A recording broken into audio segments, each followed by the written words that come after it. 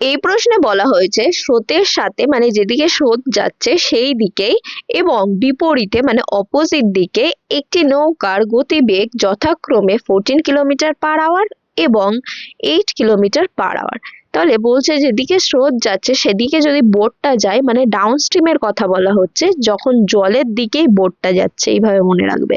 সেক্ষেত্রে বলছে যে স্পিডটা হচ্ছে 14 কিলোমিটার পার আওয়ার। এবার যেদিকে স্রোত যাচ্ছে তার অপোজিটে ধরো বোটটা যাচ্ছে মানে উল্টো দিকে, সেক্ষেত্রে হয়ে যায় আপস্ট্রিম। আপস্ট্রিমের স্পিডটা কত দেওয়া আছে দেখো, 8 কিলোমিটার পার আওয়ার।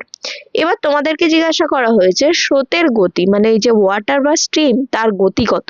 সেক্ষেত্রে কি করবে, স্ট্রিম যদি বের করতে বলে খুব ইজি, কি করবে, এটা থেকে এটা মাইনাস করবে ডিভাইডেড বাই 2, মানে হচ্ছে downstream minus upstream divided by 2।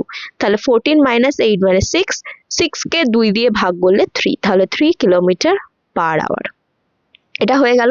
এবার যদি স্ট্রিম না জিজ্ঞাসা করে বলতো তোমাদেরকে বোটের স্পিড কত সেটা বের করো, সেক্ষেত্রে কি করবে, এক্ষেত্রে কি করছিলে ডিফারেন্স বাই 2, এক্ষেত্রে কি করবে সাম বা অ্যাডিশন বাই 2।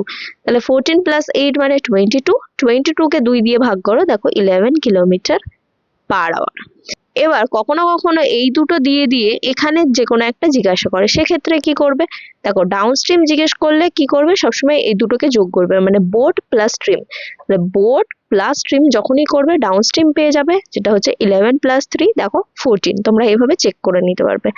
আর যখন আপস্ট্রিম জিজ্ঞাসা করবে তখন কি করবে, বোট থেকে এটা মাইনাস করবে, এক্ষেত্রে যোগ করছিলে আপস্ট্রিমের স্পিড যেহেতু কমে যাবে মানে জল উল্টো দিকে বয়ে চলেছে, তাই জন্য 11 মাইনাস 3 মানে হচ্ছে তোমাদের বোট মাইনাস স্ট্রিম করলে দেখো 8 কিলোমিটার পার আওয়ার হবে, 8 কিলোমিটার পার আওয়ার হবে।